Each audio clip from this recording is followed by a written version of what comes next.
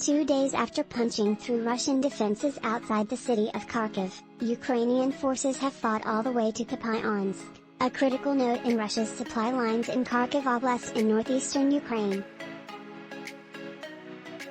Separately, Ukrainian troops farther south around Izium also are on the move.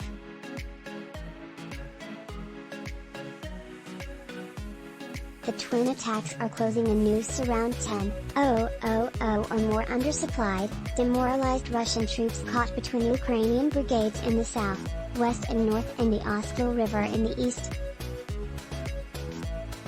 According to Ukrainian estimates, the Russians are losing as many as 600 troops a day as the Ukrainian counteroffensives gain momentum, not just around Kharkiv, but also in the south around the Russian-occupied port of Kherson.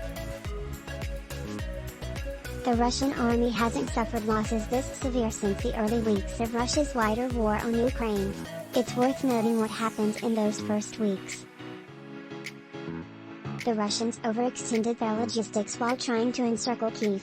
Ukrainian drones, artillery batteries and missile teams targeted the unprotected supply convoys, eventually starving the frontline battalions and forcing them to retreat from Kyiv. Retreat might be the most favorable outcome for Russian forces along the Kharkiv axis, as well, assuming, of course, they can find a way through Ukrainian lines or across the Oksil River. But Ukrainian artillery already has poked holes in the main bridge across the Oksil near Kupyansk. The alternatives to retreat could be surrender, or death.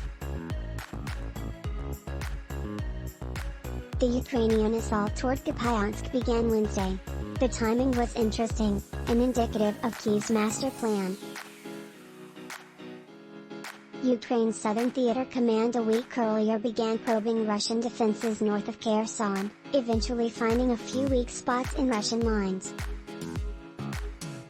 Anticipating a southern counteroffensive, the Kremlin weeks ago began shifting battalions from the east to the south.